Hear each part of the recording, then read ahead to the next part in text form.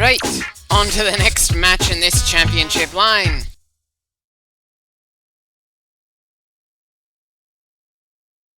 Oh, there's no need to think here, sir. We're gonna get into another fight in the boiler room. Right. Not a time I was expecting us to get a rematch against Taz, but hey, I'll take it. Fingers crossed that it's gonna go our way. But again, it's impossible to tell how tough a match is gonna be in this game before we're actually in the thick of it.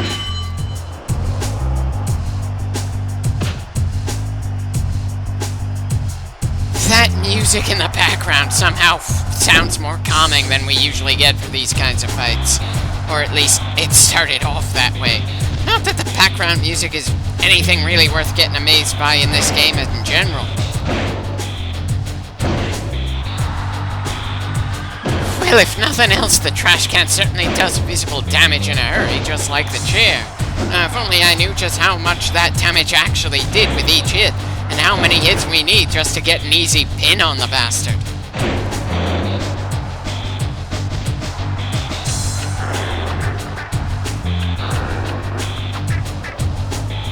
Well, he's certainly getting up in a hurry considering the sheer number of times he's been struck in the skull.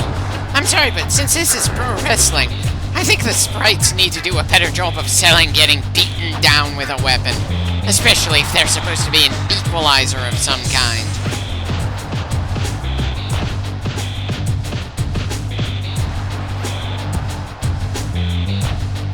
Wait, we're slower to get back on our feet than the guy who took an absolute pounding from a weapon earlier. Excuse me for calling bullshit on that. And I also can't help feeling oddly insulted that Taz feels so much less aggressive in this match, where he ambushed us in the boiler room, than the match where we fought against him in the middle of the ring. He should have had more of an edge due to the fact that this is indeed an ambush. And for some reason our character didn't see this coming, even though we went through this same 24/7 crap for the same belt earlier. Hell, it's feeling like such a mirror to the previous bit of the hardcore title that I swear, if they have the final match be against Cactus Jack again, I am fast forwarding and moving on to the next belt regardless of the outcome.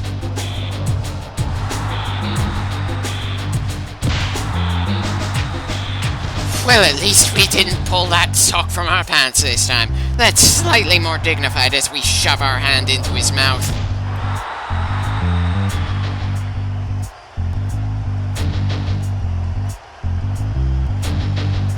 And we had just enough time to pull it one more time on the bastard. Right. That definitely didn't feel anything like a rematch to redeem myself after the last time this guy beat us. This felt more like he was a sacrificial lamb for us to finish off. Now, is this part of the belt going to actually give us something fresh? Or are we really going to go through a rerun for the hardcore belt because the writers didn't want to bother coming up with anything with a bit more meat to it for this belt?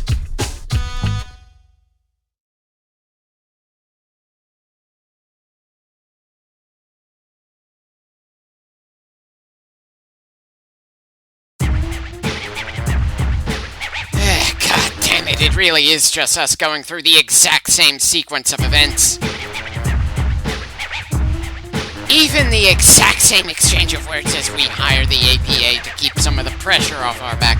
That was fine enough the first time, but the second, it just feels like they were trying to save space, especially since it's the exact same text.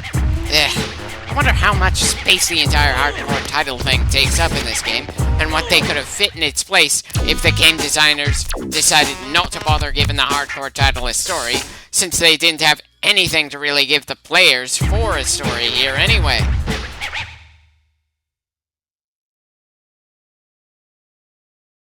Crash again? I wish I could praise his tenacity, but it just feels more like laziness from the game designers to me at this point. Hell, why did Crash even say that, when according to the story, this belt defense, he not only told Vince to make it available 24/7, he also was our first challenger once the 24/7 rule was set up. The laziness in the writing here is just downright painful. It is literally a rehash. They are not changing a damn word here. Well, at least we're facing someone new for this match, even if it's the same song and dance as when we lost to Taz and then beat Mark Henry last time. At least that's something new, even if the story beat itself is a complete rehash, to the point they use the exact same text for the conversations. Briscoe wasn't actually a wrestler during the Attitude Era, however. Hell, he was retired from being an in-ring performer in the mid-80s before the first WrestleMania even happened. Granted, he and Pat Patterson were kind of active during the Attitude Era, but they were literally described on Wikipedia as being stooges at the time. They occasionally showed up and made fun of Hogan, hence the Real American theme there and him doing the standard Hogan poses, but they didn't actually do anything major during the era. In fact, the only major thing they did was... oh, son of a bitch. Briscoe won the Hardcore title by pinning a sleeping Crash Holly. Then there was a short and stupid feud over it between the two Stooges, and then Crash pulled an ambush and regained the title. Then everyone acted like that sequence of events never happened. Have I mentioned that the Hardcore title is treated like absolute garbage? Sure, it was Briscoe's first ever title win, but come on. It really doesn't feel like it was in any way a belt worth fighting over.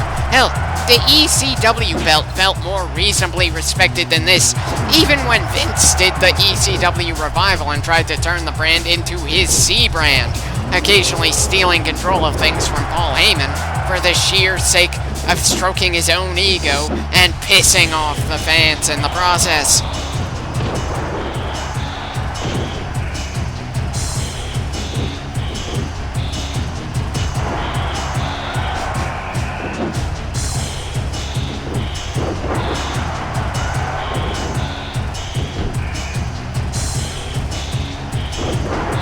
And of course, the man who retired before Hogan ever went through his iconic slam of Hogan is somehow a very competitive opponent for us because of the way the game's AI decides who is challenging and when without warning. Granted, I'm sure there's footage of Briscoe in the ring back in his prime somewhere, but it's far easier to find footage of matches around the point when Vince McMahon started getting rolling and onwards. There's a reason that Hogan is considered the grandfather of wrestling, even if it existed for quite a long time before he ever showed up. Because prior to Vince and Hogan teaming up to expand wrestling to mainstream, the business was a lot harder to find time to watch, and the numerous territories were filled with their own brands of assholes. All over the place. Hell, if anything, despite Vince McMahon's poor booking decisions for so many years and lackluster storytelling in the same set of time, I think pro wrestling has more respect than competitive sports these days.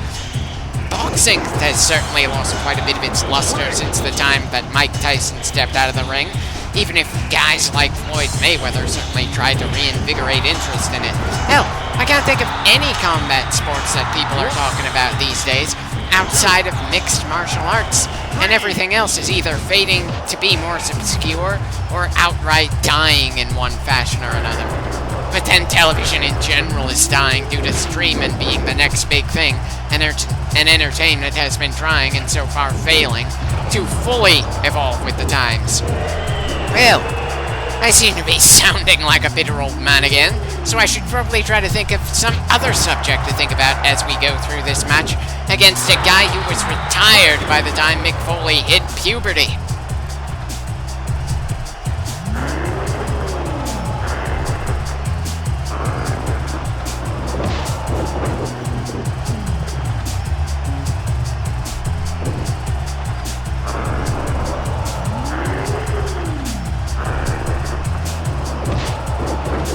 Okay, why don't we get a rope break for the standing submission holds? I'm not really complaining, I'm just trying to get a sense for what sort of things stay consistent around here.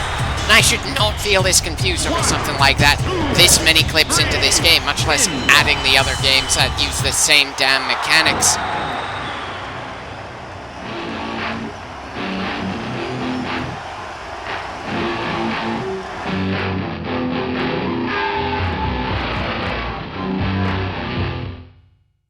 Right, I just checked ahead in the footage and unfortunately I was right. The next and final match for this belt is a complete rehash. of Cactus Jack versus Mankind, right down to using the same damn words to justify the match before it starts. Ugh. I was really hoping they'd do something to change things up a little. Well, I recorded the match, so we may as well go through it. Though that doesn't mean I'm gonna go through it at normal speed. I seriously don't care if we win or lose here, just that we move on to whatever belt is next on my list. I barely had any investment the first time we did this odd style of mirror match. I have even less now that we're doing it over again, with absolutely no differences whatsoever outside of the words on the arena. Seriously. I know this is more story than we saw in WCW World Tour, WCW vs. NWO Revenge, or WrestleMania 2000. The hardcore title in this game is a story that built to nothing, led to nothing, and it's just mindless action sequences for the sake of it. Granted, that's not out of place in a fighting game of all things, but it's not like I'm going through a Street Fighter arcade mode or something. I was expecting more from this, considering people consider this one of the greatest wrestling games of all time. Is this particular bit here a stumbling point in an otherwise amazing game? Is my annoyance with the difficulty changing around without warning from match to match making me more annoyed than I should be with this? Or are the other wrestling games I'm planning on doing worse than I'm remembering? It's hard for me to say right now.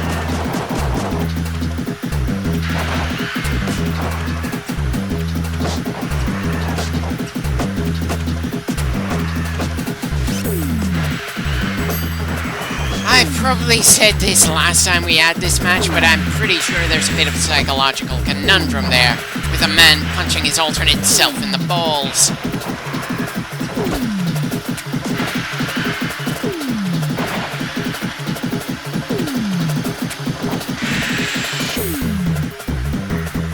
Well, at least Cactus isn't absolutely obsessed with having all the action happen inside the ring. I suppose that's a nice difference from the other people we fought in hardcore matches.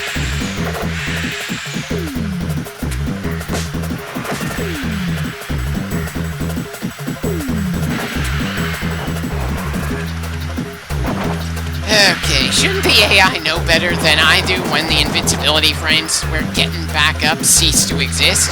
Because that top rope attack just deserved to have hit us. Again, I'm not really giving a damn if we're going to win or lose this, since either way we're not going to do any further hardcore championship matches.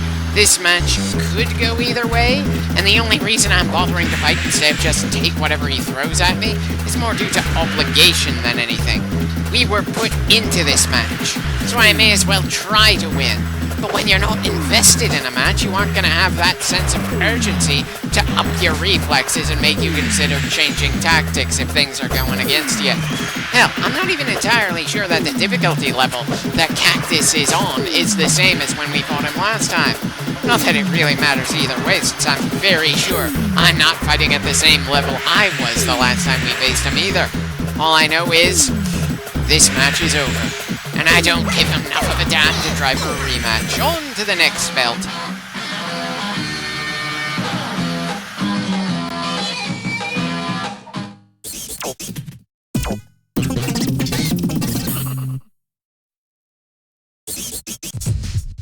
Championship.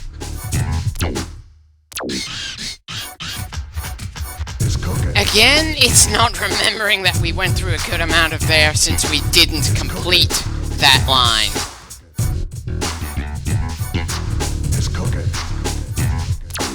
Right, let's try the Intercontinental Belt with The Rock.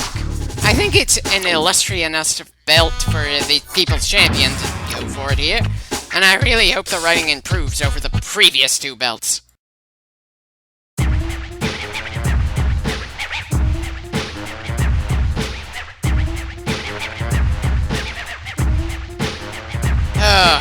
Chris Benoit, huh? Definitely should be fun to slap that son of a bitch around for a while.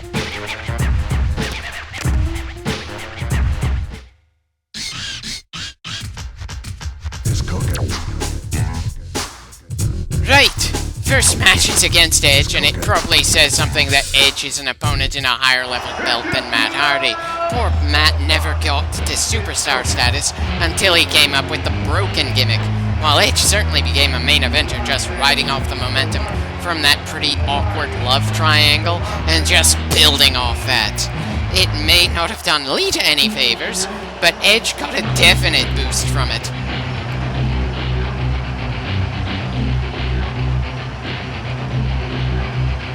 Shame they don't still have the Brood theme, but since Gangrel wasn't included in this game as far as I know, it's kind of understandable, especially since Edge and Christian both proved they were above Gangrel's level, both in the ring and on the microphone, though I'm sure the veteran taught them a good amount before they surpassed him. I don't think there was too many moments in wrestling these days where people are outright mentored by the guys they share a stable with. Mostly because staples aren't really much that of a thing these days, because Vince McMahon doesn't seem to like it that much. He very much prefers single stars. And The Rock is arguably one of the biggest single stars the WWF ever had. He just made everyone in the Nation of Domination stable look like a stepping stone for him, when he was supposed to be just another member of the team trying to build himself up. And dear God, after he got over his initial awkward phase starting out, he just took off like a bloody rocket. He could easily be the top wrestler if he was thrown into any other era other than the Attitude, with the also incredibly charismatic and adrenaline-inducing Stone Cold Steve Austin. Assuming, of course, that someone like Hulk Hogan wasn't around to just completely prevent him from having any momentum and potentially getting more cheers than the biggest Hulkamaniac of them all. It's funny how one of my favorite matches of all time was The Rock versus Hogan, and Hogan is such a magical storyteller that he managed to make it all about him when he was facing one of the hottest running wrestlers of all time. Seriously, Hogan might have been the heel of that match, but a massive number of people in the stadium were cheering him over The Rock of all people. And he just made The Rock feel like a side character to his heel-face turn story.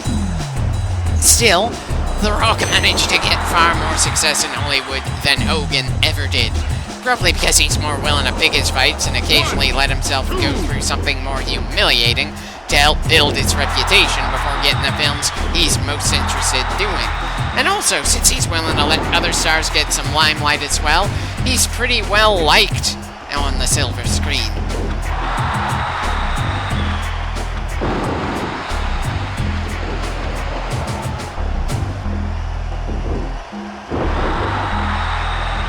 Okay, I would have preferred to have finished the match with a rock bottom, but I suppose the DDT from behind is a solid way to end it as well, even if it's not one of the Rock's signature moves. I wouldn't really know how to pull off the people's elbow in this game anyway, but then I was never a fan of that particular attack. I've always been of the opinion that if you're gonna drop an elbow to finish a match, you may as well climb the frickin' ropes to do it. Anyway, interesting to note that The Rock apparently gets a little something extra when he wins a match at the end. I suppose you earn that sort of thing when you're one of the greatest wrestlers of all time, and you are still running hot at the time that this sort of game is released. Though again, when Goldberg showed up, I was kind of rooting for Goldberg because, yeah, I was drawn into the monsters and Goldberg was booked like one.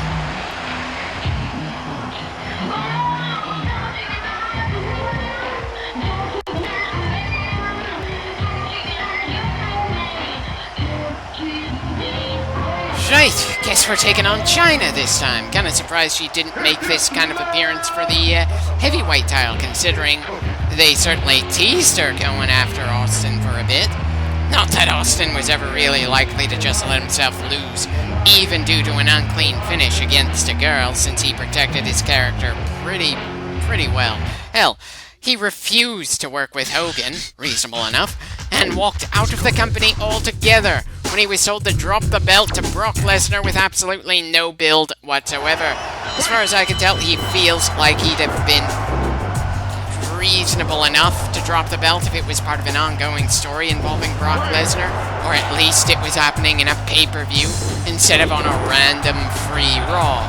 It was certainly within his rights to call Vince on that bullshit, but I have to wonder if there was maybe a less extreme step he could have taken instead of just walking out of the business altogether for a few years, especially considering the kind of pull he probably had built up. considering all of his successes. But of course that trauma happened a few years after this game was released, so no way anything about that would ever be included. Not that the writers of the game are giving any thought on the backstage politics part of professional wrestling. Good God. I'm talking more about Austin than The Rock. When we're playing as The Rock, now I feel like an ass. The fact that we just did a knee drop on Chyna's crotch just increases that feeling.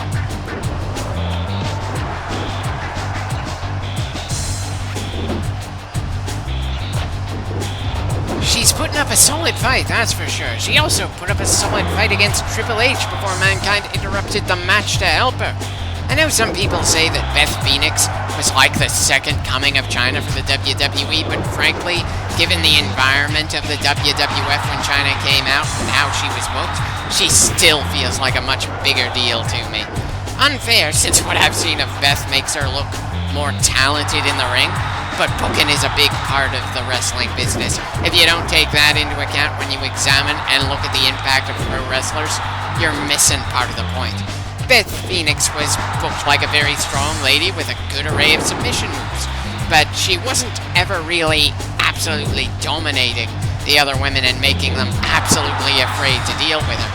Chyna was booked to become the Intercontinental Champion, a belt that at the time was just under being the heavyweight champion.